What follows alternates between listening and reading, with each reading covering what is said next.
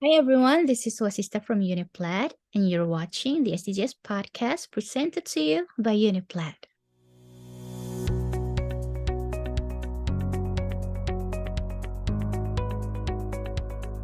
This is our very first video on this channel, so I'm sure you have no idea about what is Uniplat or why are we making this video about SDGs, or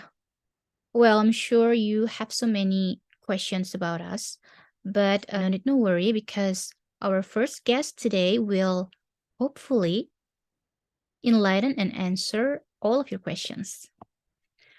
Okay, before I ask him to join me here, let me explain about him and his background a little bit. Okay, so his name is Takahisa Karita, or I usually call him Karita-san. He's Japanese, graduated from Hokkaido University Graduate School of Engineering. And after that, he became a well-known serial entrepreneur in Japan because he has extensive history of successful business alliances and business development across multiple industries in Japan, Asia, Europe, and the United States. Wow. Yeah, he's a great entrepreneur with expertise in the pharmaceuticals, biotechnology, and information technology. So yeah, he co-founded several companies, including Unify Platform AG as the management company of Uniplat Platform. And yeah, I'm working with him at Uniplat in developing Uniplat as the platform that designed specifically for researchers and entrepreneurs around the world. But I won't say more about it because I'll let him explain to you about Uniplat later. I'm sure that his explanation will give you better understanding than me telling you. Okay. Let me ask him to join me now. はい、こんにちは。こんにちは。はい。有田さん、お時間いただきありがとうございます。よろしくお願いします。よろしくお願いいたします。今回カリタさんは、一番目のゲストとしてなんですけれども。ありがとうございます。そうですね。ちょっと先ほどちょっと英語でちょっとカリタさんのバックグラウンドなどを少し説明をさせていただいたんですけれども、カリタさんからはい。自己紹介をお願いできますでしょうか。はい。日本語でいいですか？はい、いいんです。全然、後ほど字幕をつけますので。そうですか。はい。一応、なぜならば、やはりこういう仕事をしていて、なかなかその日本人の方に伝える機会が意外に少なくてですね、ああ、特にコロナ前はほとんど海外にいたので、おそらく自分が日本人であるということを分かっている友達が少ない可能性が高いですよ、海外だと。なるほど。はい。おそらく香港人か、あ、英語ちょっと喋れる中国人に見られるケースが多いので、なるほど。なので、はい。はい。なので、日本人としてちょっと日本語でちょっと話したいなと思いまして、ぜひぜひ、はい。はい。はい。はい。じゃあ自己紹介ということで、刈田と申します。今、鷲下さんと一緒にやっている、そのユニファイプラットフォーム AG、スイスの、ツーク州に本社がある会社で、共同創業者ということで、寺田さん、冠城さんとともに会社を立ち上げて、現在ユニプラットを運営しています。僕の、簡単なバックグラウンドとしては、メインは、いわゆるバイオテクノロジーですとか、免疫薬開発っていうのがメインなんですけども、自分自身が、長く、10年以上やってる会社ということでいけば、現在今、中国で、幼稚園ですね。幼稚園のいわゆるそのサービスプラットフォームということで、約中国国内の5000幼稚園が参加している、プラットフォームを運営している、企業の、CFO をしていたり、あとは、いわゆるそのファミリーオフィスといって、投資会社なんですけども、そういう、香港ですとか、ドバイですとか、そういうその投資会社の方で、いわゆる顧問とか、そういうことをしています。ですから、事業としては、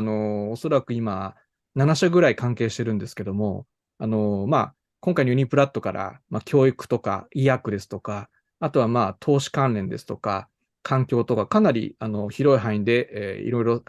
授業をさせていただいています。ありがとうございまはい。す。自己紹介ということで。そうですね。はい。いろはい。いろやっているっていう感じですね。で、いろいろやってますね。日本、なかなか絞りにくいという。はい。中国に関わるどうぞ。方が多いってことですね。多分中国か香港。そうですね。まあ、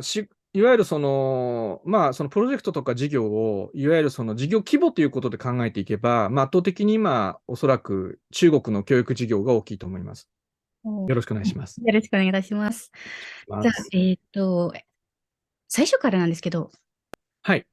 SDGs とは何ですかと。そこからはい。順番に説明していただければ。わかりました。まず、まあ、SDGs とは、サステナブル・デベロップメント・ゴールズの略語です。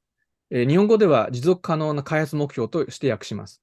SDGs は、2015年9月の、国連サミットで加盟国の全会一致で採択された、2030年までに、達成しなければいけない国際目標のことです。具体的には17のゴール、169のターゲットから構成されています。地球上の誰一人の取り残さないというスローガンのもと、すべての国連加盟国で推進されています。ですから、まあ、今僕がお話ししたような、まあ、そのスイスもそうですけども、まあ、アジアもそうですし、ヨーロッパもアメリカも、まあ、すべての人にとって、目指さなければいけないゴールです。で、まあ、最近になって、2020年にコロナウイルスの国際的な流行になりましたけども、その17のゴールに含まれる貧困の撲滅ですとか、すべての人々の平等の実現ですとか、人や国の不平等の解消などについての取り組みについては多分大幅に遅れていると思います。なので、現代の、僕たちだけじゃなくて、まあ、未来の世代ですとか、まあ、地球上のあらゆる生物との共存共栄のためにも、僕ら自らが SDGs を意識して一歩ずつ目標を達成していかなければならないと思っています。じゃあ、簡単に言うと、世界を良くするためのキャンペーンって言えば合ってますかね？ SDGs と。そうですね。若い人たちから考えれば、まあ、当然、まあ、長く生きるわけですから、自分たちの地球を守る活動になりますよね。だから、おそらくそれは人類だけじゃなくて、まあ、生物とか地球を守るという意味では、その2030年までに、まあ、僕ら人類としてやらなければいけない義務だと思いますね。そうですね。はい。うん。まあ、簡で、単に言うと、そう、世そうですの中を良くするね。ことですね。そうですはい。よね。はい。なんで今更ですか？まあ、ちょっと言いいや、方があれなんですけれども、えっと、もともとこの SDGs の前に、まあ、いわゆるミレニアムゴールということで、まあ、SDGs のその前の段階で実はその持続目標はあったんですけども、結局、まあ、おそらくその時期では、まだ地球規模にいろんな変動がもう起こってないんですよね。だからあ例えば、まあ、最近ここ数年でなら分かりやすく言えば、例えばコロナウイルスも、あれもおそらくその森林伐採ですとか、まあ、そういうことが進まなければ、おそらくまあ、人と、いわゆる、まあ、動物の共同、まあ、いわゆる動物由来の感染症みたいなものっていうのはおそらく発生してないですし、あとはまあ、台風が巨大化したり、あとこの前ニューヨークが、いきなり氷河期のような形になってましたけども、ああいうこともここ何十年で起こったことじゃないんですよね。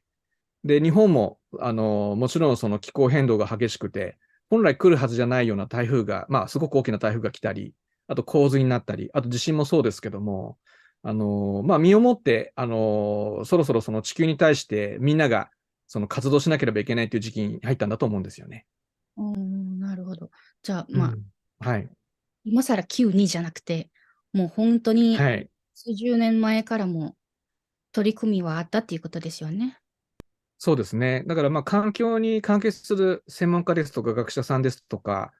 まあ、もちろんその政府の方たちっていうのは意識してたんでしょうけども、まだやはり民間に対してはまた、なんていうか、そのフレームワークがまだできてなかったんですよね。要するに、こういうその地球問題に対してどうその対応すべきかというところについて、いわゆるまあ、優先順位にしてもそうですし、あとはそれぞれの具体的なその方策についても全くゼロの状態だった。でやはりうん。民間が動いてなかったという部分で、まあ、今まで、まあ、政府主導で動いたとしてもなかなか動かないで、まあ、ここまで地球自体が、まあ、どんどん疲弊してしまったってことじゃないでしょうかね。うーん。もううすぐん。人々を動かせるっていう意味もありますね。そうですね。はい。ですから今は、いわゆる政府ですとか、環境の専門家だけではなくて、うん。民間レベル、あと民間っていうのもちょっと広い言い方ですけど、いわゆる大手の企業とかメジャーカンパニーだけじゃなくて、いわゆる中小企業もそうですし、あとは学生さんの、いわゆる、学生さんとか生徒さんもそうですけども、みんながちょっと意識を持たないと、ちょっと地球は守れないよっていうことでしょうね。うん、確かにそうですね。うん。それこそもう、おそらく CO2、二酸化炭素の削減ということを、みんなでやっていかないと、おそらくもう、今世紀の、半ばぐらいには、もう2度ぐらい温度が上昇するとされてますから、うん。そうすると、当然のごとく、そうですね、南極とか北極にあるような、雪が溶けて、で、そあ、れらがまた海面上昇につながって、で、はい。僕ら的には、海抜低いとこ住んでないので、あまりインパクトないですけども、ただおそらく、海抜が低い国、ツバルとかって有名ですけども、どんどんどんどんその住む場所が奪われていくっていうようなことになってますよね。じゃあ、うん。で、カリタさんはそのシリアルアントレプレーナーとして、貢献っていうか、どうやって貢献していますか？そうですね。今は、やはり、ユニプラットを基軸として、うん。やはりSDGs を推進するような研究者ですとか、事業家の方とか、そういう方々の、そうですね、活動を支援するということがやはりメインになりますよね。うあと、ん。いろんな企業に属してますけども、最近の、トレンドとしては、いろんな企業は、いわゆる自分たちの、ターゲットではないお客様に、つまり、若い、ジェンジもそうですし、ジェンジよりももっと若い人たち、子供ですよね。うん。子供たちに向けた、無償での教育ですとか、あとは、いわゆる書籍ですとかを買えない世代、買えないその世帯とか、その子たちに対するサポートということで、僕が今属しているタンズグループという、その香港のファミリーオフィスがあるんですけども、そこはもうすでに、ここ5年ぐらい継続的に、そういう子供たちの教育について、推進してますね。で、中国については、もちろん、幼稚園をしているので、はい。幼稚園の子たち、幼稚園のそのご家庭に関しての、いわゆる、そうですね、生活をより良くするためのサービスということをいろいろ提供してますけども、ただ、やはり SDGs という基軸ではまだ、中国の、会社ではまだ取り組めてない。でうん。すから、結構、僕が関与しているとでも、できているところと、これからのところと、まだなかなかどうしていいかわからないところが非常に多い。でうん。すから、そういう意味では、ユニプラット自体がおそらくそのショーケースになると思うんですよね。うん。そう。つまり、つまりその SDGs を達成したいっていう、17ゴールあるわけですから、その学問分野で言っても、いわゆるこう理系から文系から社会学系からものすごく広い範囲はい。で、そのいろんな事業があるわけですね。で、いわゆる今でいう言葉で言えばダイバーシティになるわけですけども、ものすごくこう多様化している事業。で、それらが、ユニプラットを通じて、ショーケースになって、まず自分でやってみたいという人たちがそれを見て、それにその触発を受けて自分で事業を始めるですとか、あとはもちろんサポーター、投資家、ベンチャーキャピタルですとか、あとは、いわゆる、いわゆるハイネットワース、ハイ、ハイネットワースインディビジュアルと呼ばれる人たち、そういう人たちの目についてもらって、SDGs の意識を高めて、そういう各国、どこの国にいても、地球上どこにいても SDGs の活動は一緒なので、自分がちょっと興味があった授業については、ぜひ、金銭的でも、もしくはその金銭以外の方法でもサポートしていくような流れ、そういうふうになってくれればいいなというふうに考えてますね。ああ、はい、そうですね。でもその、はい。ポートっていう言葉はちょっと意味も幅広いと思うんですけれども、ユニプラットをはい。使ってどうやってサポートができますかっていう、その部分はちょっと説明していただいてもいいですか？はい。ユニプラットとしてサポートするのは、まず、SDGs を目標とする解決をしようとしている起業家、もしくはその研究者の方々を支援するわけですけども、主に、なかなかそういうそうですね、事業を組み立てる、構築する上でのアセットが少ない、その発展途上国の人たちっていうのが、やはりメインで支援したいというふうに考えています。で、その中で、まず、支援するという意味で、いわゆるアントレプレナーですとか、その研究者の方々を支援するということでは、まず、無料で、自分たちの、いわゆるコンテンツですとか、プロジェクト内容、もしくは研究内容を発信できるようにしてあげること。つまり、ライブストリーミング。今、ライブストリーミングについては投げ銭もあって、広く、エンターテインメントでは広がってますけども、それをいわゆる研究者起業家向けに門戸を開くと、ライブストリーミングと。あとは、YouTube と同じようにビデオを上げれる。あとは、これユニプラットの特徴なんですけども、動画ですとか、ライブストリーミングっていうのは、ご存知のようにそのサーバー負担が高いので、Wi-Fi のそのバンドの問題もあったり、通信環境によってはなかなか発展途上国では動画を上げれないんですよね。そういう方々も参加できるように、いわゆる文章、いわゆるそのファイルサイズが小さいコンテンツでも上げれるようにしているという。で、これがまず一つ目の特徴です。ドネーションを直接受けられる。全世界の起業家、研究者を全世界のサポーター、マッチングするにさ、人事の子であれば、おそらくもう一般用語になってると思いますけども、ノンファンジブルトークン、世界初だ